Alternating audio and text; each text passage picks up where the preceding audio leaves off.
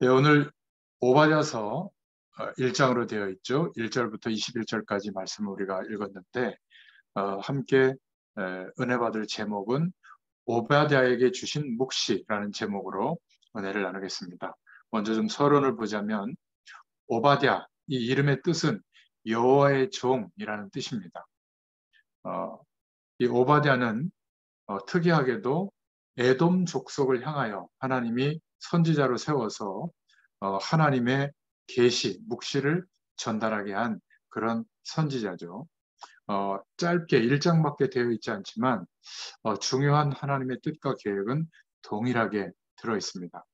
그래서 우리가 성경을 볼 때 이 이스라엘이 처해 있던 가나안 땅, 그 가나안 땅이 이스라엘 어, 역사 속에 특히 그 당시의 세계사 속에 어떤 위치에 있었는가를 좀 볼 필요가 있는데 북쪽에는 헤르몬 산이 있었고요.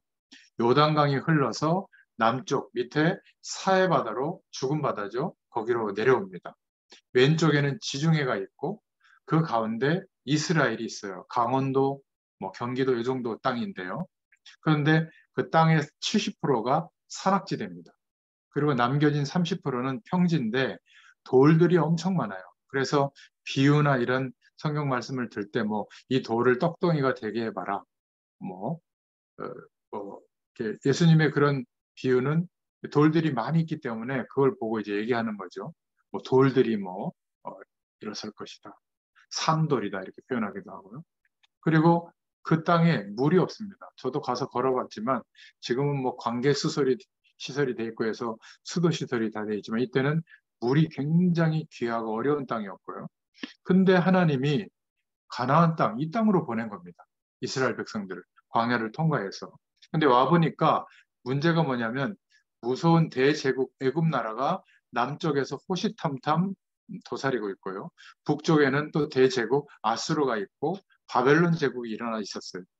또 서쪽 지중해에는 강대국 블레셋이 있었고 동쪽으로는 아라비아 제국이 있었습니다. 그래서 이 전략적 요충지라고 할까요? 이 이스라엘이 머물렀던 가나안 땅은 항상 강대국들은 서로 전쟁하기보다 대리전을 치르잖아요. 그래서 이 이스라엘은 12지파가 있는데 항상 뭐 애국파, 뭐 아수르파, 바벨론파, 아라비아파 이렇게 나눠져 있었어요. 아시다시피 솔로몬 그 왕국 때 솔로몬이 성전을 짓고 언약궤를 성전에 모시고 전 백성들이 절기와 예배를 중심으로 살아가도록 우리가 이 가나안 땅에 정착한 이후 오실 메시아를 모든 민족에게 증거할 이유 이런 언약을 붙잡았을 때 하나님이 작은 땅이었지만 그 주변의 강대국보다 더 큰 부흥과 힘, 물질을 주었거든요. 근데 솔로몬이 나이가 들면서 왕권에 취한 겁니다.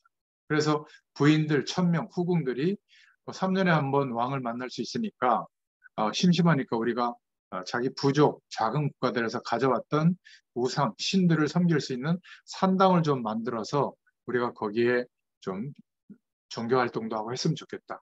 근데 왕권에 심취했던 솔로몬은 까짓거 뭐 우상 숭배하는 일이 생기면 다 쓸어버리면 되지 이렇게 취한 거예요. 그러니까 70%가 산악지대고 30%가 그나마 사람들이 사는 곳인데 거기에 1000개의 산당이 깔리니까 일시의 우상국가가 돼버린 겁니다. 그러니까 다윗 왕조를 중심으로 12지파가 하나 돼 있었는데 이때부터 각자 생각하는 기준들이 달라서 다투기 시작하고 나중에는 거의 절반 가까이로 나눠져서 국가가 이제 다르게 이제 시작이 되거든요. 그래서 나라가 절반이 쪼개지고 그 작은 땅인데도 북쪽은 이스라엘, 북이스라엘, 남쪽은 유다 왕조가 서서 다른 나라가 돼버린 거예요. 둘 사이에도 또 싸웁니다. 그러니까 이런 배경 속에 있었던 거예요. 그러니까 심심하면 이 나라는 전쟁이 일어나서 강대국들이 이렇게 쳐들어 내려오는 명분을 이제 주고 있죠. 우리나라 지금 그런 위치잖아요. 뭐 중국하고 뭐 러시아하고 붙어야 됩니까? 뭐 미국하고 일본하고 붙어야 됩니까? 한쪽으로 치우치면 어떻게 되죠? 빌미로 또 어려움을 막 주잖아요. 그래서 우리나라에서 자원을 가지고 생산해서 만들어 사는 나라가 아니라 작은 땅이기 때문에 우리나라는 무역을 해야 되잖아요. 그러면 전 세계에다 팔아야 되고 특히 중국 같은 나라는 거의 50% 무역 국가거든요. 그러면 지금처럼 중국하고 담쌓는 정책을 취하면 보복을 당하겠죠. 근데 신기한 거는 미국하고 중국은 지금 뉴스에 보면 화해하고 있잖아요. 농수산물을 가장 많이 팔아먹는 미국의 나라가 어디냐면 중국이에요. 자기들끼리는 그렇게 합니다.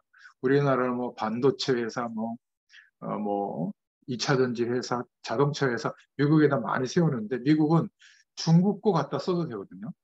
자기 나라에 어차피 반도체 회사, 2차 전지 회사 세우면 그 기술이나 공장은 그 나라에 남으니까 누가 들어와도 상관이 없는데 우리는 이렇게 잘 보이면 우리나라 거 써주겠지. 혜택을 많이 주겠지. 안 그래요. 지금 좀 어려워지고 있잖아요. 똑같은 이 시대 상황입니다. 그러니까 성경을 이렇게 자세히 보면 시대도 보이고 사람들이 살아가는 모습도 보이고 왜 그렇게 하는지도 보여요. 그러니까 틈만 나면 애굽이 쳐들어오고 또 북쪽 아수르가 쳐들어오고 바벨론이 쳐들어오고 이렇게 되는 겁니다. 결국은 나라 전체가 없어져서 포로로 끌려가죠. 남유다 왕국이 망하고 바벨론으로 끌고 들어갑니다. 또 다시 돌아오면 아람 제국이 또 흥왕해가지고 예수님 시대에도 아람 제국이 로마 제국이 세계를 정복하기 전에 힘을 썼거든요. 또 아랍 나라가 건드리고 아라비아가 쳐들어오고. 근데 왜 하나님은 여기로 가라고 했을까요? 가나안 땅. 그죠? 참 이상하죠. 젖과 꿀이 흐른다고 했는데 돌밖에 없는 땅. 이게 지금 이스라엘 모습입니다. 바다가 하나 있는데 밑에 그거는 사해바다예요. 죽은 바다. 하나님께서 왜 이리로 가라고 했을까? 우리하고 말씀을 비춰서 생각해 보면 아니 기왕이면 우리 아버지가 이병철이고 뭐 좀 이렇게 재벌가에 태어나서 마음만 먹으면 막 선교사님도 돕고 막 전도와 선교의 일에 큰 역할하고 살아가는데 이렇게 각박하고 어렵지 않고 좀 윤택하게 살 수도 있잖아요. 왜 이렇게 힘든 상황 속에서 예수 믿게 했을까? 예수 믿어도 왜 이렇게 어려울까? 지질이 궁상맞게 살아갈까? 이런 생각 안 해보셨어요? 아마 거의 다 하실 겁니다. 몇 사람 빼고는. 근데 하나님이 이 가나안 땅으로 가게 하신 이유가 있는 거예요. 이스라엘 백성이 하나님의 약속을 붙잡고 복음을 가지고 하나님이시는 영적인 힘을 얻으면 그 주변 강대국에 나갈 수 있는 통로가 돼요.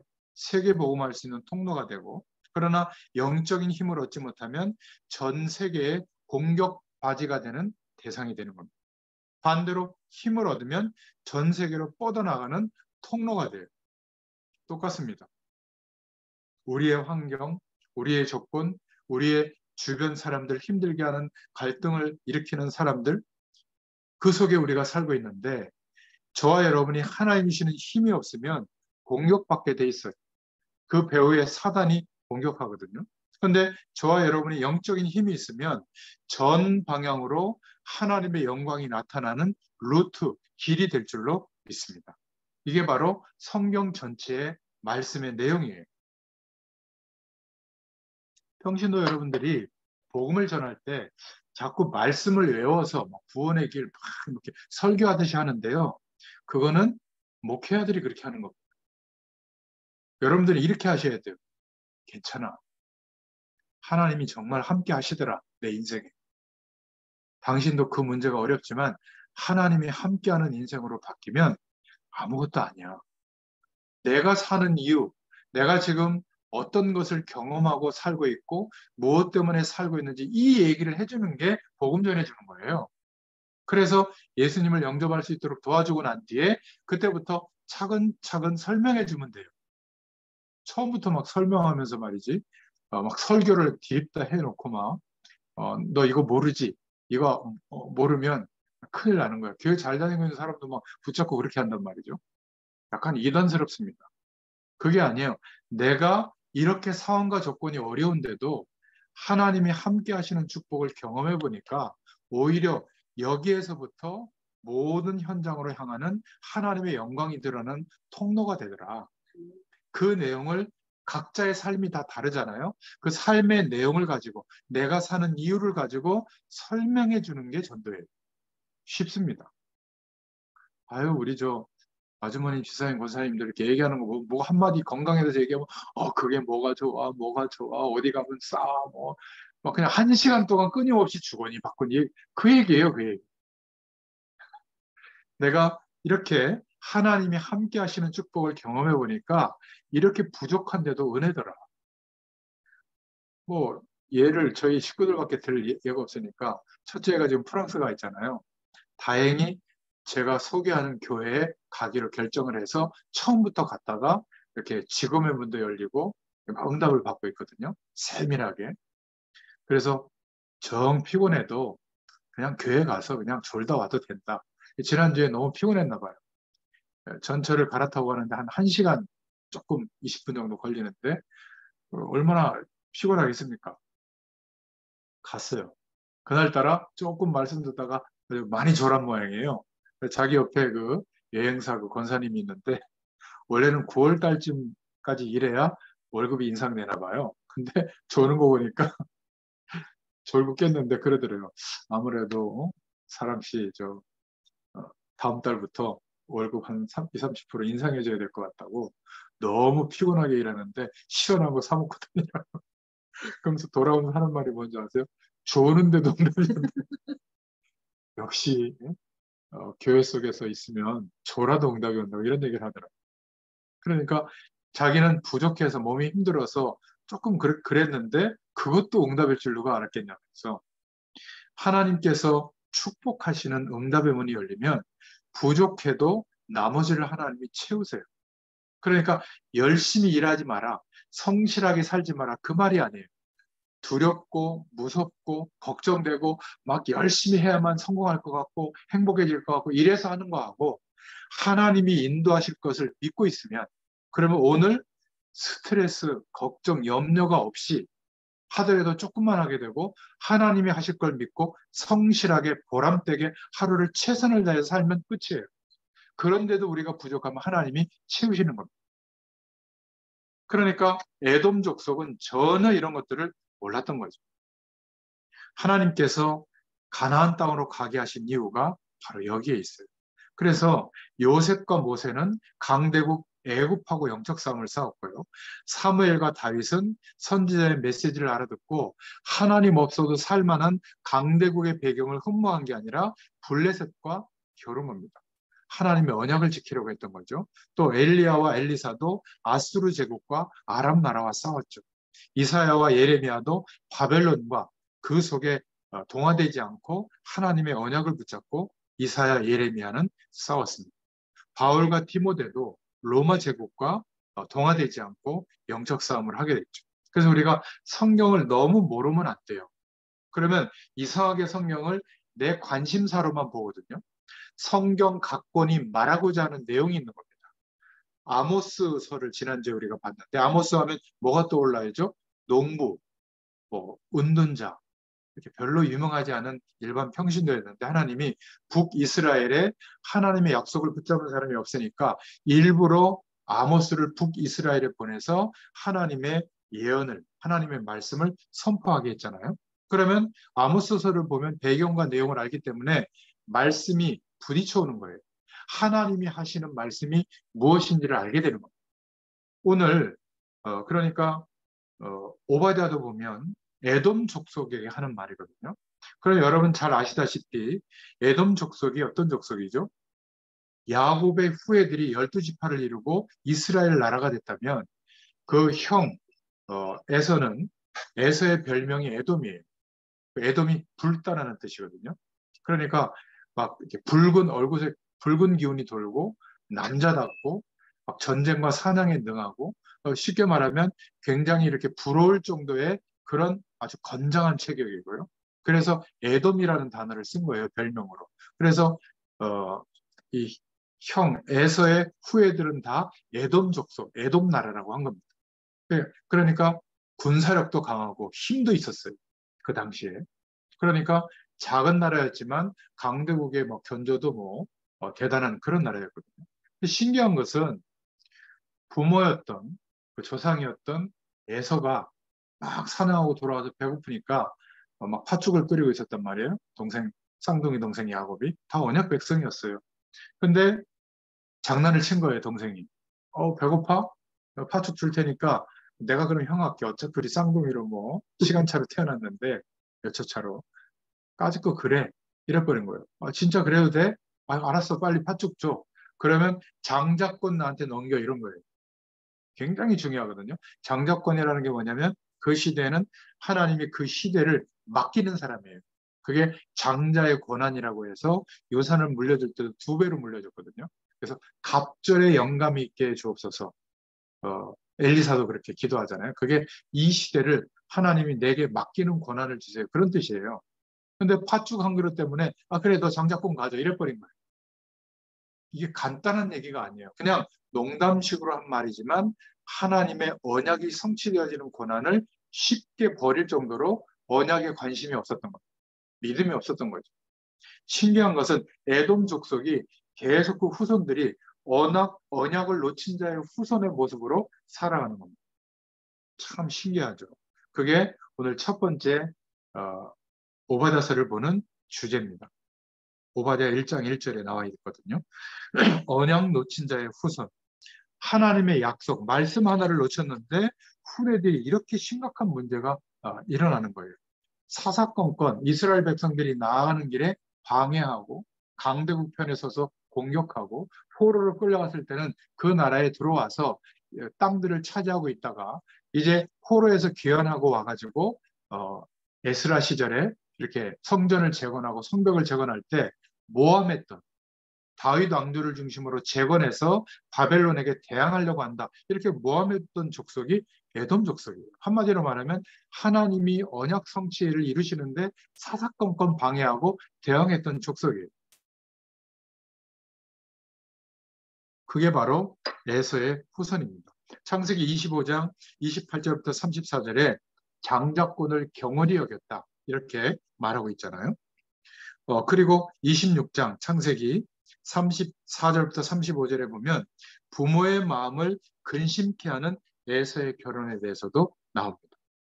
우리가 복음 안에서 결혼하는 게 참 중요한데 우리 후대들이 자라서 복음 없는 사람과 연애할 수 있습니다. 그때 강압적으로가 아니라 우리가 좀 이런 에서의 후손에 대한 메시지를 알고 있다면 그 상대방에게 결혼하든 안 하든 복음도 이야기해주고 내가 하나님의 축복을 누리면서 사는 이유도 왜 사는지 이유도 설명해주고 이렇게 영향을 줄 필요가 있어요.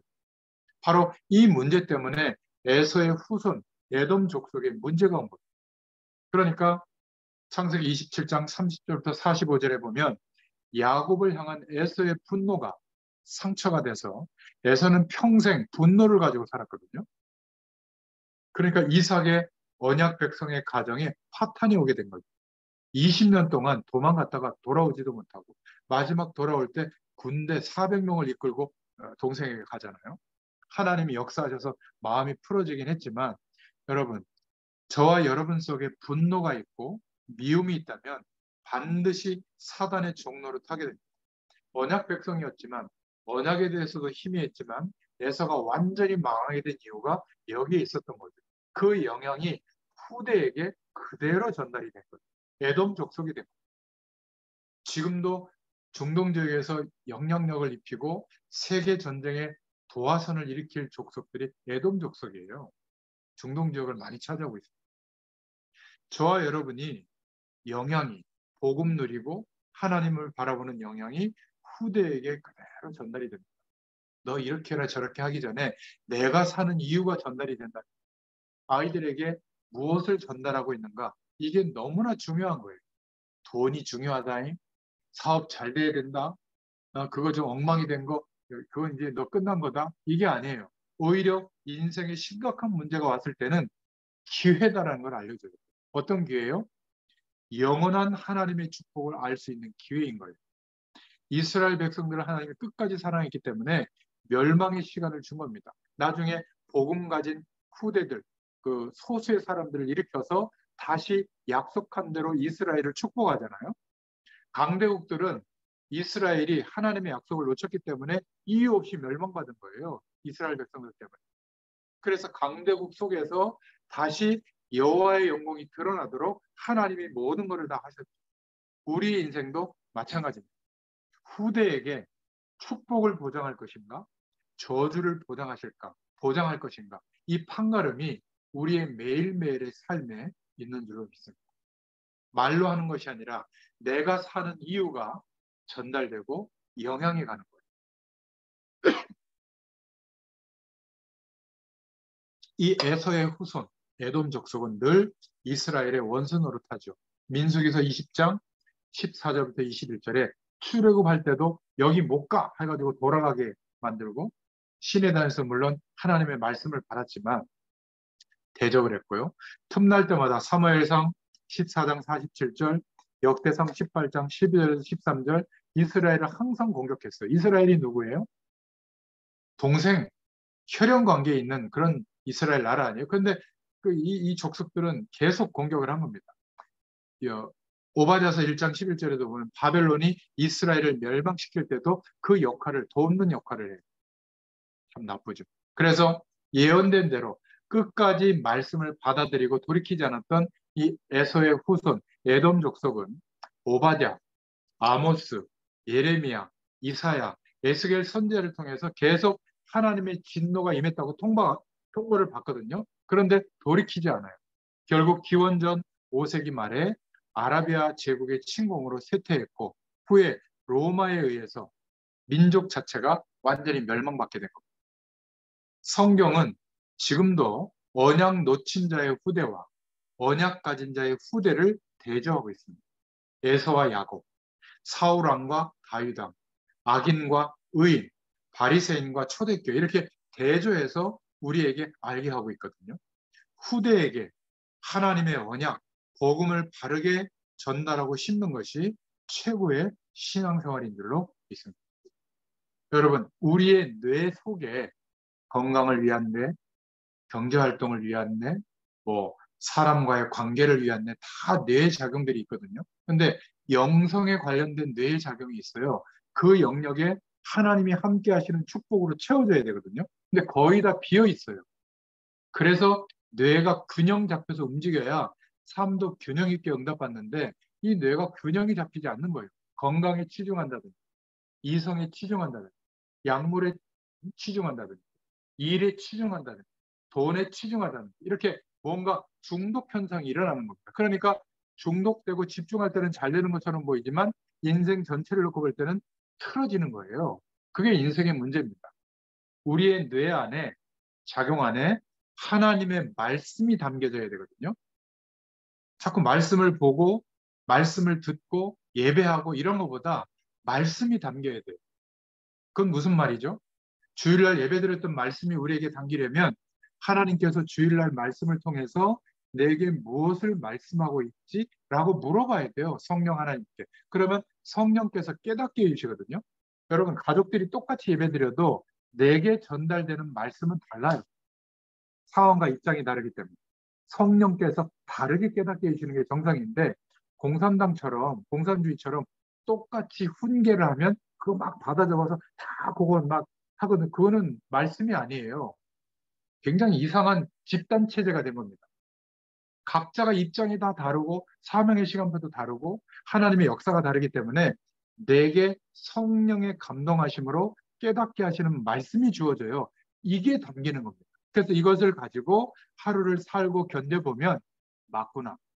하나님이 역사하시는 응답들이 있거든요. 함께 하시는 응답들이 그것을 통해서 확인하는 거예요. 그러면 없어지지 않고 내 안에 담겨요. 말씀의 은혜와 능력이 담기는 거거든요. 공부를 아무리 많이 하는 신학자, 석박사학위를 갖고 있어도 안 담기면 말씀의 능력이 안 나타나요. 무슨 말인지 이해되십니까? 이게 가장 쉬운데 너무 어렵게 신앙생활하는 거예요. 그러니까 길도 어디 머리를 조아리고 막 2시간, 3시간 쭉 하고 뭘 체험하고 예언을 듣고 막 기적을 일으키고 그건 영적 현상을 경험한 거지 내 안에 하나님의 말씀과 성삼위 하나님께서 함께 하시는 그 은혜와 축복이 담겨지는 시간은 아니에요. 반짝 경험하고 끝나는 거지. 그러니까 갈수록 갈증이 심한 거예요. 영적 현상은. 더 센 거를 요구하는 겁니다. 그러니까 점점점 센 능력을 나타내는 곳으로 가죠. 불건전 신비주의 집단으로 가는 겁니다. 그래서 무속인과 똑같은 결과가 와요. 이상한 우리가 그냥 상식적으로 봐도 이상한데 본인들은 최고로 하나님과 가깝게 있다고 생각해요. 여러분, 그게 이상한 영에 휩싸이면 정말 참 어려워집니다. 여러분들은 말씀 속에서 하나님이시는 가장 완벽한 축복, 임마누엘의 축복 누릴 수 있기를 축원드립니다. 두 번째로 이 오바댜서 1장 1절부터 9절에 에돔의 심판이 예고되고 있는데, 오바댜의 묵시다, 여호와를 경배하는 종의 묵시인데 1장 2절에 보면 열국 중에서 미약하게 되어 멸시를 받을 것이다. 열국 앞에서 멸시를 받게 될 것이다. 이 에돔 족속은 1장 3절에 언약을 멸시한다는 말은 교만이거든요. 교만하며 바위 틈과 높은 곳에 거할지라도 여호와께서 끌어내릴 것이다. 1장 4절에 보면 독수리처럼 높이 오르며 별 사이에 깃들지라도 끌어내리신다. 하나님께서 실력을 갖추고 있어도 끌어내리신다. 욥기서 1장 6절에 감춘 보물들이 수탐되리라, 빼앗겨질 것이고 1장 7절에는 약조, 나와 잘 살아보자, 막 동업자, 막 끌어줄게, 밀어줄게, 이런 약조한 자들이 배반하게 되고 용사들이 놀라며 산의 거민이 다 멸절되리라. 1장 9절.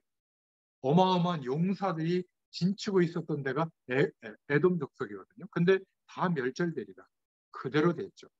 하나님의 언약을 무시하고 사는 것은 열심히 살수록 복음에 반대되는 짓만 계속하게 되는 겁니다.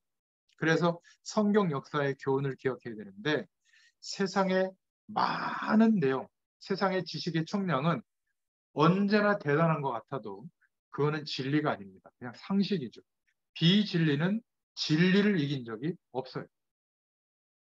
그래서 그것이 전부라고 말하는 교만한 사람들은, 세상의 모든 조건을 가지고 이거를 본받아라 라고 말하는 사람들은 승리한 사람이 없어요. 스스로도 속는 자가 되죠. 1장 3절에. 불신앙은 반드시 불신앙의 열매를 맺게 됩니다. 후대들 가운데. 언약 놓친 후대는 한 번도 하나님이 주시는 승리를 한 적이 없다. 이게 오바댜서의 주제예요. 이런 것들을 후대들에게 내 삶을 사는 이유를 가지고 설명하고 전달해 줘야 될 줄로 믿습니다. 축복된 영적 흐름 속에 들어가라. 그래서 신명기 6장 4절부터 9절에 출애굽한 이유를 가르치라고 했죠. 왜 출애굽시켰죠? 하나님이 가나안 땅에 가게 하기 위해서. 왜 가나안 땅에 가죠? 메시아가 오실 땅이니까. 거기에 정착해서 살면서, 국가를 이루면서 살면서, 가나안 족속을 정복하면서 고대 근동 국가의 강대국들에게 오실 메시아 사상을 전파하게 하기 위해서 출애굽시키는 건데, 이걸 놓치면 안 되잖아요. 시편 1편 1절부터 6절에도 하나님의 복을 받은 복 있는 사람이 무엇인가를 가르쳐줘야 된다. 이사야서 43장 1절부터 21절에 바벨론에 포로된 것처럼 이 땅에 살고 있는 우리들에게 왜 내가 살고 있는지, 살아야 될 이유, 남은 자로서 살아야 될 이유, 이것을 전달해 줘야 된다. 마태복음 16장 16절에 강대국의 속국이 되었을지라도 주님이, 우리가 보는 저 예수님이 바로 메시아다, 그리스도다, 이것을 전달해 줘야 된다. 사도행전 1장 8절에는 오직 성령이 임하시면, 하나님이 임하시면 어떻게 되죠? 충만하게 임하시면 하나님과 똑같은 힘, 권능이 나타나게 된다. 그러면 땅끝까지 증인이 된다. 여러분, 저를 보세요. 지금 우리 모습 그대로도 하나님의 권능이 임하고 나타나면 땅끝까지 영향을 줄 수 있는 하나님의 역사가 나타나요. 이게 믿어져서 오늘을 살아야 되는 겁니다. 아니면요, 언제쯤 부자가 되고 언제쯤 마음껏 말이지 지혜를 할 수 있게 될까? 그때는요, 요트 사고 여행 다니고 쇼핑하고 그러느라고 시간이 없어요. 뭐 국가 뭐라고 그러지? 조창기대 이런 데 초대받을지도 몰라요. 돈이 하도 많아서. 그런 데 다니느라고 복음을 들을 시간도 없을 겁니다. 그러면 그렇게 안 되는 게 좋겠네요. 아니에요. 하나님이 축복하시면 막을 수가 없다니까요. 그게 기준이 아니라 에돔 족속, 언약 놓친 후대의 결과를 보고 멸망이 임하는 예언의 말씀을 보고 우리의 인생을 바라보라는 겁니다. 자, 세 번째. 그래서 에돔의 심판의 이유를 말하고 있죠. 에돔의 죄가 뭐냐? 1장 10절에 형제 야곱에게, 이스라엘에게 행한 포악을 지적하고 있고요. 1장 11절에 이방인이 그 성문에 들어올 때 함께 참여했고 형제가 재앙의 날을 맞을 때 방관했고 유다 자손이 패망하는 날 기뻐했고 1장 12절에 고난의 날에 이익을 취하려고 그 땅에 들어가서 포로로 끌려오고 난 뒤에 자기들이 막 이익을 찾은 거 이거를 지적하고 있는 겁니다. 오바댜서 1장 13절에 환난 날에 성문에 들어가서 그 재물에 손을 댄 거 이게 죄다. 1장 14절에 도망하는 자를 막으며 남은 자를 대적의 손에 붙인 거다. 언약만 간단하게 벗어난 게 아니라 하나님의 언약이 성취되는데 적극적으로 앞장서서 방해하는 죄를 지은 겁니다. 언약 놓치면 이렇게 돼요. 복음 놓치면 이렇게 돼요.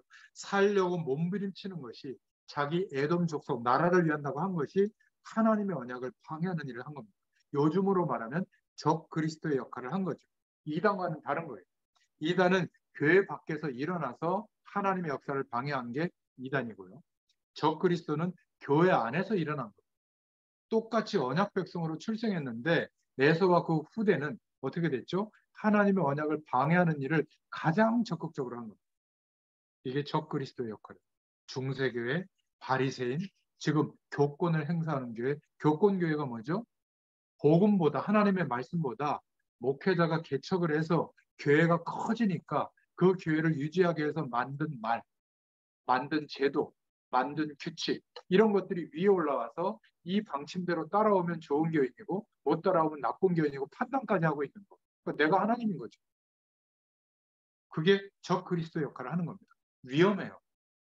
그래서 너무나 안타까운 것은 어느 정도 목회자들이 주신 은혜가 있으면 현장을 계속 보고 현장에서 하나님의 역사를 보고 성도들이 어떻게 살아가고 있는가 불신자들이 어떻게 살아오는 이게 삶 속으로 현장 속으로 들어가야 되는데 견고한 교회 안에만 있는 거예요.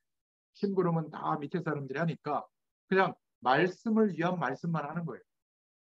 여러분 현장을 향한 답이 돼야 되거든요. 말씀.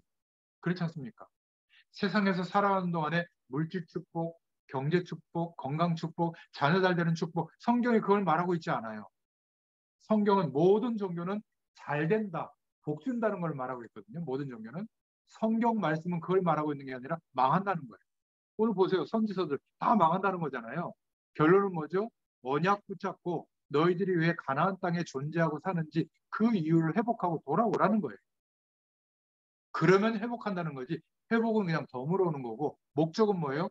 멸망한다. 성경의 메시지는 뭐죠? 안 된다. 멸망한다. 이거예요. 우린 거꾸로 자꾸 얘기해 주거든요. 안 되고 멸망할 수밖에 없는 인생을 내가 살아왔는데 하나님이 함께하는 은혜를 이렇게 체험하다 보니까 안 되고 멸망받는 이 세상에서 살고 있지만 걱정될 게 없더라. 문제될 게 없더라. 이걸 전달해 주는 거예요. 당신도 이렇게 될 수 있다. 근데 이 내용이 없이 부자 된다, 건강해진다. 그거는 물론 세상적으로 잘 되는 거이긴 하지만 성경이 말하고 있는 잘 되는 게 아니에요. 하나님의 언약이 존중되어지고 하나님이 그 약속대로 이루실 것을 믿는 믿음으로 사는 삶이 중요한 거거든요. 그래서 에돔 족속에게 너희들이 이런 죄를 지었다 말해주는데도 못 깨닫는 겁니다. 언약 백성, 전도자들, 하나님의 축복을 전달하는 사람들, 선교하는 선교사들, 이 사람들을 괴롭게 한 자는 반드시 멸절됩니다. 유다서 1장 11절에 보면 모세를 광야길 가는 동안에 모세를 대적했던 고라 자손에 대해서 유다서에 말하고 있거든요. 화 있을진저 이렇게 시작합니다. 언약 백성, 그 다음 시대를 하나님이 위임했던 다윗에 대해서 사울 왕이 일평생 쉬게 하죠. 사무엘상 18장 17절에. 결국 그것 때문에 사울 왕조는 망하게 됩니다. 우상을 극심하게 숭배했던 아합 왕의 악행, 그 시대를 하나님께 위임받아서 움직이고 있었던 엘리사를 어마어마하게 핍박했잖아요. 비참하게 죽습니다. 열왕기상 18장, 19장에 나오고 있죠. 헤롯 임금, 초대교회를 얼마나 핍박했는지 바리새인 편에 서가지고 그러니까 뭔가 정통성이 왕의 정통성이 없다 보니까 다윗 왕조가 아니거든요. 이스라엘은 전부 왕들은 다윗 왕조여야 되는데 다윗 왕조가 아닌 거예요 출신. 그러니까 자기 정통성이 미약한 걸 커버하기 위해서 세금으로 예루살렘 성전을 자기 의도대로 짓고 통치하는 겁니다. 그리고는 그 아주 경건한 바리새파 사람들의 의견을 받아들여서 초대교회는 이단으로 취급하고 계속 찍어 누르는 일에 앞장하는 게 헤롯 임금이에요. 결국 벌레 한 마리가 뇌 속에 들어가서 충이 먹어 죽으니라 이렇게 말하고 있잖아요. 복음을 막는 자와 후대와 나라는 멸절된다. 이게 바로 오바댜서를 통해서 주시는 메시지. 네 번째 말씀은 오바댜서 1장 15절부터 16절인데요. 에돔의 실판의 결과입니다. 열방이 벌을 받게 되었다. 언약 백성들이 하나님의 약속을 놓칠 때 오히려 강대국들이 벌을 받게 되는데 너도 함께 받을 것이다. 너의 행한 것이 내 머리로 돌아가게 될 것이다. 15절. 만국이 벌을 받게 되는 일이 가까웠다. 15절. 마시고 삼켜서 본래 없던 것 같이 되리라. 16절. 이런 무서운 결과를 맞게 되는 것이다. 우리가 불신앙하고 에돔 족속처럼 살아갈 때, 하나님의 언약을 놓치고 살아갈 때 우리의 모습 때문에 목사님의 여절에 너도 그렇게 느꼈어. 우리 교회는 왜 사랑이 없는 것 같아. 너도 그렇게 느꼈어. 이렇게 불신앙할 때 에돔 족속이 양산된다니까. 그래서 이 사람이 자기 집안, 자기 직장에 악을 행하게 돼요. 하나님 없이 열심히 살게 돼요. 그 뭐가 나빠요, 목사님? 열심히 사는데 나빠요. 하나님 없이 열심히 살았더니 되더라. 만약에 되면 이거 말해줄 거 아니에요. 자녀들에게 주변에. 그러면 하나님은 영원히 업신여김을 당하죠. 에돔 족속이 했던 일을 또 하게 되는 거예요. 그러니까 내가 교회에서 불신앙했던 그 짧은 순간이 이런 악을 행하는 일이 됐다. 복음을 제대로 깨달은 중직자 한 명이 우리라면, 복음을 제대로 깨달은 집사님 한 분이 우리라면 그 교회는 축복인 줄로 믿습니다. 언약이 없는 교회, 언약이 없는 교인이 있다면 이건 어마어마한 문제가 됐다. 많은 사람들이 그런데 복음이 없이 교회를 다니는 경우가 허다해요. 이 사람들이 보이면 내가 사는 이유와 삶의 내용을 가지고 살려주시기를 축원드립니다. 왜냐하면 영원한 심판이 있기 때문에. 멸절된 에돔 족속, 오바댜서 1장 16절에 나오죠. 멸망받은 로마, 바벨론, 애국 다 그랬습니다. 복음을 대적한 이 세상의 영웅들은 다 그렇게 됐고요. 이 복음의 역사를 파괴했던 공산주의는 지구상의 가장 어려운 국가들로 전락했습니다. 지금도 계속되는 복음 막는 자들에 대한 심판이 성경에 나와 있어요. 그래서 이렇게 말하고 있죠. 로마서 15장 4절에 무엇이든지 전에 기록된 바는 우리의 교훈을 위하여 기록된 것이니 우리로 하여금 인내로 또는 성경의 위로로 소망을 가지게 합니다. 그래서 오바댜서의 말씀 같은 내용이 있는 겁니다. 고린도전서 10장 11절에 그들에게 일어난 일은 본보기가 되고 또한 말세를 만난 우리를 깨우치기 위하여 기록되었느니라. 오바댜서가 있는 이유. 선지서들이 다 멸망을 말하고 있는데 그거 두려워해라 이 말이 아니에요. 돌아오라는 겁니다. 번역 중심. 베드로후서 2장 6절에도 소돔과 고모라 성을 멸하기로 정하여 죄가 되게 하사 후세에 경건하지 아니할 자들에게 본을 삼으셨으며 말씀은 지금도 그대로 성취되고 있기 때문에 이런 말씀들을 하고 있는 겁니다. 그렇다면 오늘 우리가 이 자리에서 우리 다음 세대들, 후대들을 위해서 기도한다는 것, 정말 복음의 영향을 준다는 것, 이게 세상에서 첫날을 사는 것보다 귀중한 시간이 될 줄로 믿습니다. 영원한 결과가 오는 거예요. 마태복음 25장 41절에 마귀와 함께 영원한 영적 감옥, 지옥에 들어가게 되고 에돔 족속이 그렇다는 거죠. 계시록 9장 18절에 불과 연기와 유황 가운데 있게 되고 13장 계시록 18절에 짐승의 표를 받게 되고 계시록 17장 1절부터 12절에 음녀의 심판을 받게 되고 계시록 18장 1절부터 3절에 진노의 잔을 받게 된다. 그러니까 언약 놓친 결과 하나님의 말씀, 하나님의 뜻, 부르심의 이유를 놓치고 그저 살아가는 이것이 아무것도 아닌 것 같아도 영원한 결과를 맞이하게 된다. 기억하시기 바랍니다. 마지막 다섯 번째로 오바댜서 1장 17절부터 21절을 통해서 멸망만 말하고 있는 게 아니라 그러나 시온산에 피하는 자, 하나님의 약속을 붙잡은 자, 즉 이스라엘의 회복에 대해서 말하고 있는데 이 사람들, 남은 자들을 통해서 오히려 에돔 족속을 정복하게 될 것이다. 이 축복의 말씀이 나옵니다. 언약 잡은 자들이 소수만 있어도 하나님은 승리의 날을 줄 것이다. 1장 17절에 시온산에서 피하는 자, 18절에는 그들이 불꽃이 될 것이며 에돔 족속은 초계, 그러니까 흐트러지는 먼지처럼 될 것이다. 지푸라기처럼 될 것이다. 남방은 에서의 산을 얻을 것이며 평지 사람도 블레셋을 얻을 것이며 아브라함과 사마리아의 들을 얻을 것이며 베냐민 족속은 길르앗, 다시 왕권이 회복된다는 거죠. 길르앗을 얻을 것이라. 1장 19절에. 그리고 20절에는 사로잡혔던 자는 성읍 자체를 얻게 될 것이다. 21절에 구원자들이 시온산에서 산을 심판하며 나라가 여호와께 속하리. 그래서 두 가지가 우리의 머릿속에 있어야 됩니다. 항상 소수라도 하나님의 언약의 사람들이 세워지면 하나님은 이스라엘을 회복시킵니다. 그래서 저와 여러분이 복음 안에서 하나님의 축복을 회복하잖아요. 그러면 하나님의 나라는 회복됩니다. 우리 시대에도 똑같아요. 만약 이것이 없다면 우리가 왜 굳이 이렇게 만나서 말씀 운동을 하겠어요? 그러니까 하나님이 시대를 변화시키고 우리 후대들을 통해서 이 일을 하시는 게 아니라면 굳이 주님께서 부활하셔서 제 아들에게 찾아와가지고 내 어린 양을 먹이라 그렇게 말하지 않았을 겁니다. 기억하세요. 언약 백성은 지금 혹시 약해 보여도 언약 백성은 궁극적으로 승리하게 됩니다. 그 내용이 나와 있는 것이 히브리서 11장의 믿음의 사람들에 대한 기록들이죠.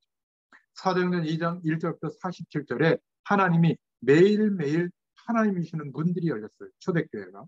또 로마서 16장 1절부터 27절에 보면 열 몇 명이 되는 사람들이 그 강대국 로마의 국교가 될 만큼 영향을 입히도록 전도자들을 도왔다. 몇 명 안 되는 일꾼들이. 하나님이 역사하시면 이렇게 됩니다.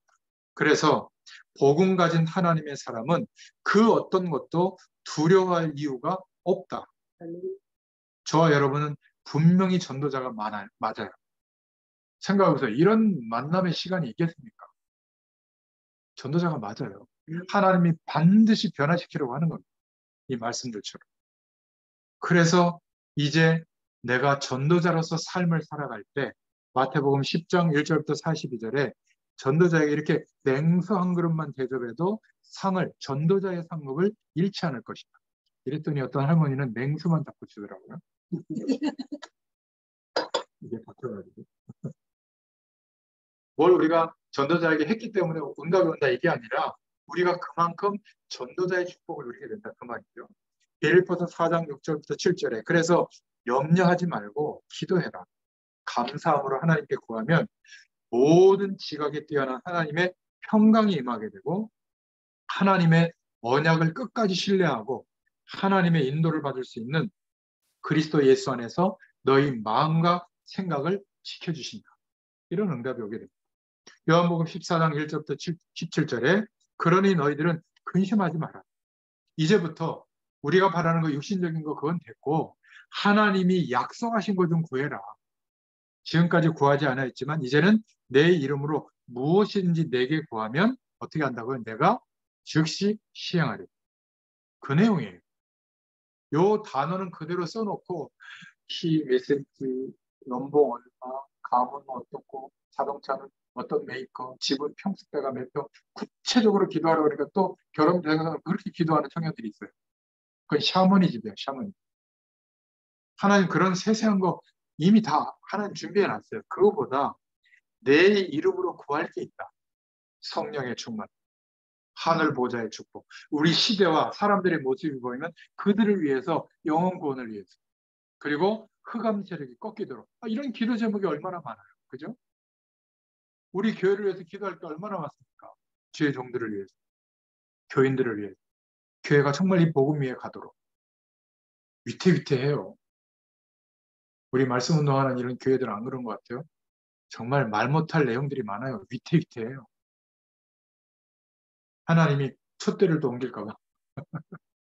이 복음이 풍성해지도록 하나님이 은혜를 주셨는데 촛대를 저 북한으로 옮기면 어떻게 될까요? 중국으로 옮기면. 확 부흥의 바람이 바뀝니다. 우리가 침묵하고 아니라고 있는 사이에 현장을 보세요. 하나님 없어도 살만하다가 99.9%로 꽉 차 있어요. 이거는 세상과 담쌓으라고 하는 불교 이론이 절대 아닙니다. 멸망이 임하고 있는 것이 보입니까? 그러면 어떻게 해야 되겠어요? 말해줘야죠. 삶을 가지고 말해줘야죠. 그죠? 그 내용입니다. 사도행전 1장 8절에 성령 충만이 임하면 권능이 임하는데 땅끝까지 증인되어질 만큼 권능이 임할 것이다. 근데 그게 다가 아니다. 사도행전 27장 24절부터 25절에 뭐라고 말하고 있죠? 바울아, 두려워하지 마라. 너는 지금 이게 끝이 아니라 네가 가이사 로마 황제 앞에 서야 된다. 무슨 말이에요? 그 당시에 세계복음화 현장 가장 앞선 자리에 네가 서야 된다. 너의 사역은 여기가 끝이 아니고 너의 인생이 여기가 끝이 아니다. 우리에게도 똑같아요. 이렇게 먹고 살기 위해서 발버둥 치다가 조금 해결받고 끝나는 게 아니라 뭐라고요? 정말로 세계복음화 때문에 너를 복음 속에 불렀다. 이게 믿어져야 되는 거예요.